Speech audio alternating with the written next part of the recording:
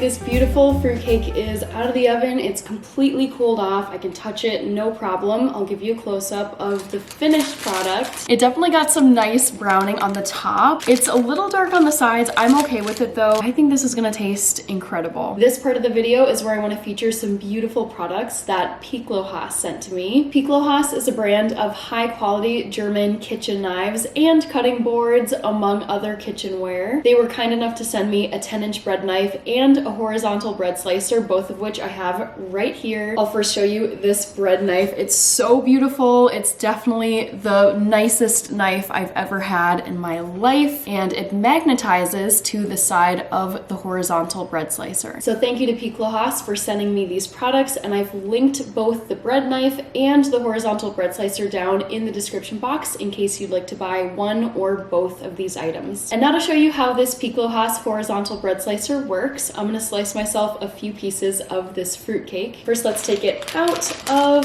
the parchment paper. So let's face it this way, and then take a lovely half of this. And if you want to check out a full product unboxing and demo of these products, I'll link that video up above. It's the previous video linked on my channel behind this fruitcake recipe video. This bread knife honestly cuts like butter. It makes it so easy to cut through products. Even something like this fruitcake, it's got a lot of stuff in it. It's got the dried cherries, the raisins, and the walnuts. I'll give you a close-up of what this looks like right here. You can tell it cleanly cut right through everything that was in my fruitcake. This horizontal bread slicer has 4 settings, aka 4 thicknesses that you can slice the bread or whatever product it is you're putting on this board. You've got the 4 thickness settings right over here printed. There's 1/4 of an inch, 1/2 inch, 3/4 of an inch, and 1 full inch. All right, let's get this fruitcake sliced. First, I'll get a nice hold of the fruitcake half, and then I'll place the bread knife across these sides. I'll just carefully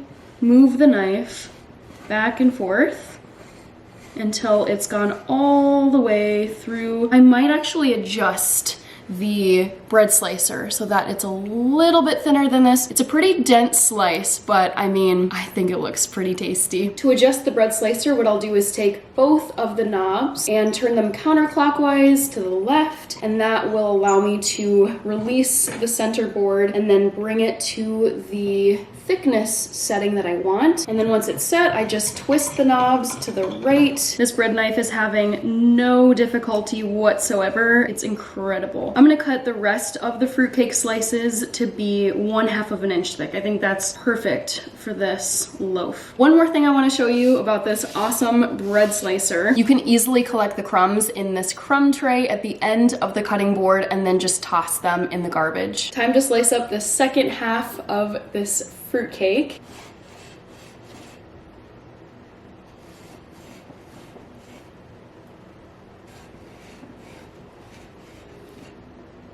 Here's your close-up of the sliced fruitcake, and there's one more thing I'm gonna do before I dig into this. Since it's almost Christmas, and Christmas is a very snowy season, I thought it'd be fun to imitate some snow by sprinkling some powdered sugar onto the fruitcake. And I shouldn't need too much of this powdered sugar. It's not like I'm trying to bury my fruitcake in powdered sugar. For years, I thought fruitcake was so gross, so nasty. I didn't understand why anyone ate it. And then when I was in some German language classes, and also when I was traveling in Germany, I tried some real authentic German fruitcake, and I was like, this is the real deal. This is so good. What I love so much about sprinkling powdered sugar on top is you get the contrasting colors of the white powdered sugar with the dark colored fruitcake, and you can really see the contrast when you take a slice away from the loaf, and then you can see the cross cut of the fruitcake and then the powdered sugar on top. After all that work, let's finally dig into this fruitcake.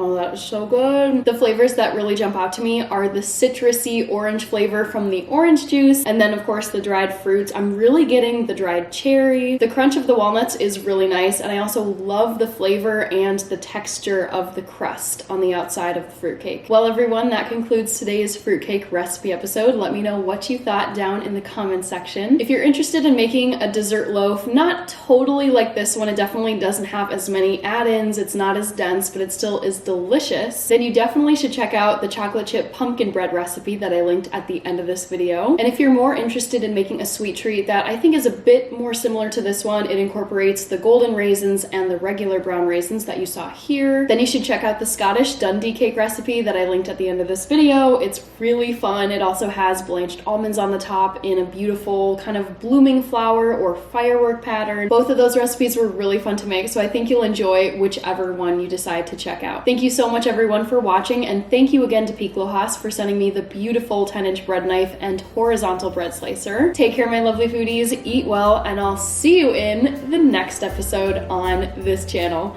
Bye!